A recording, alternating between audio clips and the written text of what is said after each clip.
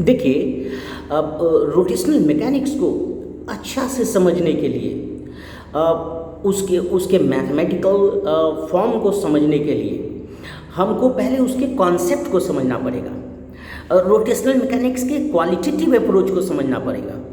तो rotational mechanics को qualitatively समझने के लिए, कॉन्सेप्चुअली समझने के लिए, देखिए मेरा बात समझिएगा, अगर आप कॉन्सेप्ट समझ जाते तो वो मैथमेटिक्स भी उसका ईजी हो जाता। और जेई एडवांस के लिए हमारा प्रायोरिटी है कॉन्सेप्ट्स को अच्छा रखना। तो चलिए अभी हम उसी कॉन्सेप्ट को समझने की कोशिश कर रहे हैं, और मैंने उसका एक फिजिकल क्वांटिटी लिया है जिसका नाम है angular momentum and it's conservation. तो इसका एक एग्जाम्पल को अभी हम लोग चलते हैं।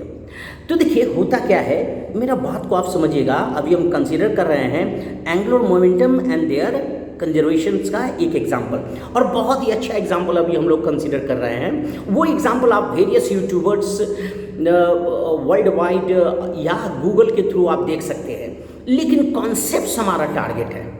ओके, वेरिफिकेशंस, लैब, ये तो ठीक है, लेकिन मेरा प्राइम टारगेट है कॉन्सेप्ट। तो चलते हैं उसको डिस्कस करते हैं।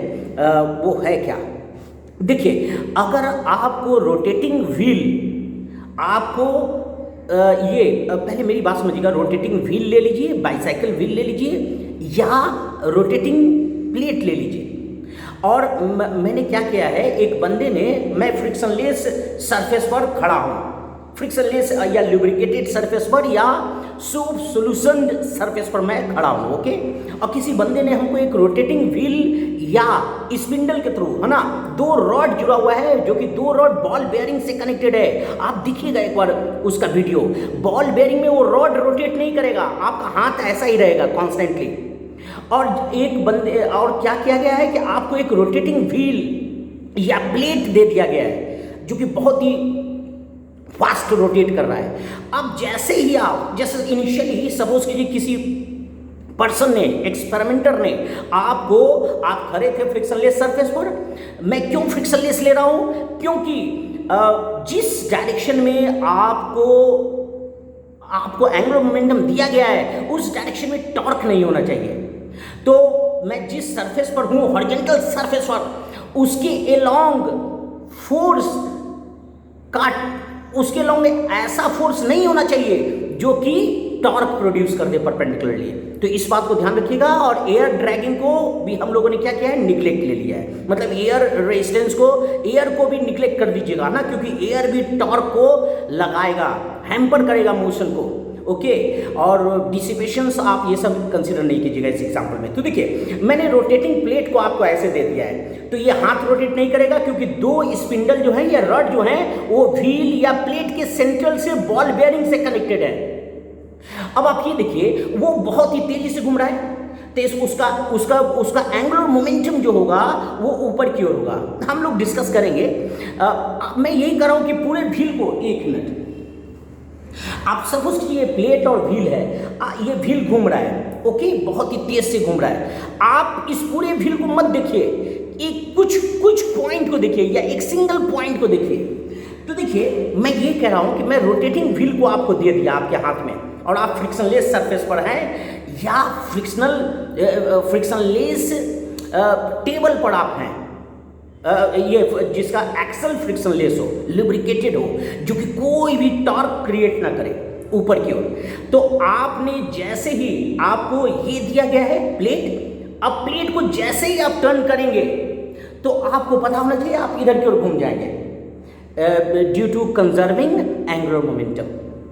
तो आखिर ऐसा क्यों होता है? तो देखिए, एक बात को समझिए, आप प्लेट ऐसे घूम रहा है, तो प्लेट का पॉइंट देखिए, प्लेट का पॉइंट, कोई भी एक पॉइंट ले लीजिए विद इन सर्कमफ्रेंस प्लेट का, तो प्लेट के हर पॉइंट के मोमेंटम को, मोमेंटम का बहुत ही टफ चेंज हुआ, कॉम्प्लेक्स चेंज हुआ मोमेंटम का।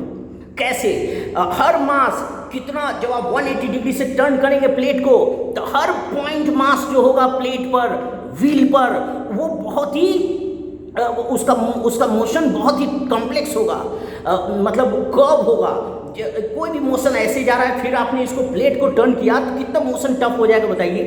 तो ये बहुत ही, इवन नॉर्मल कॉन्टैक्ट फोर्स आपका चेंज हो जाएगा। है ना, क्योंकि हर पॉइंट का मोमेंटम आप चेंज कर रहे हैं, क्योंकि आपने होल्ड कर रखा है। और ये रॉड चेंज नहीं हो रहा है। ये रॉड, आप कॉन्सेप्ट देखिए, ये रॉड रोटेट नहीं कर रहा है, बॉल बेयरिंग से कनेक्टेड है। ये रॉड फिक्स्ड है बॉल बेयरिंग से।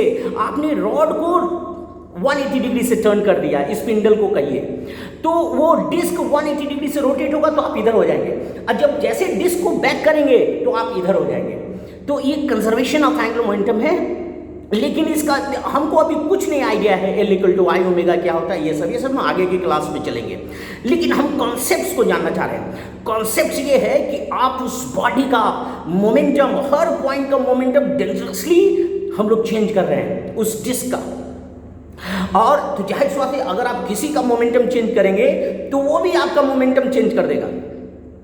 ओके, जैसे कोई पॉइंट को इधर जा रहा है, ओके, और आपने चेंज करके इधर कर दिया सडनली, तो आपका मोमेंटम आगे हो जाएगा कंजर्व करने के लिए। मेरा बात को समझिए, थोड़ा कॉन्सेप्चुअल है, क्योंकि हर पार्टिकल का मोमेंटम बहुत ही टफ तरीके से, बहुत सारे मोमेंटा बहुत टफ तरीके से चेंज हो रहे हैं। आप इसको एनालिसिस कीजिए। ओके, तो जब आप चेंज करेंगे, टर्न करेंगे, तो आप घूम जाएंगे। ओके, तो मैं यही कहना चाह रहा हूं कि since we are means analysing what rotation, तो यहां पर रोटेशनल एंगुलर मोमेंटम हम लोग को कंसीडर करना पड़ेगा। ओके, तो जब आप इस एक्सपेरिमेंट्स को देखिएगा और पूरे डिस्क को मत देखिएगा, पॉइंट को, सिंगल पॉइंट को देखिए कि सिंगल पॉइंट का कितना टफ मोशन आपने चेंज कर दिया, उसके मोशन को, उसके मोमेंटम को चेंज कर दिया, तो आपका भी मोमेंटम चेंज हो जाएगा, क्योंकि आप थोड़ी सा लेस सरफेस पर हैं। तो अगर आप मोमेंटम को, अगर रोटेशनल मोमेंटम आप लेते हैं, तो जाहिर सी बात है आपको टॉर्क कहना पड़ेगा। ओके, 1 मिनट, आपको टॉर्क कंसीडर करना पड़ेगा। तो आप इस एग्जाम्पल्स को अच्छा से देख लीजिएगा। Thank you.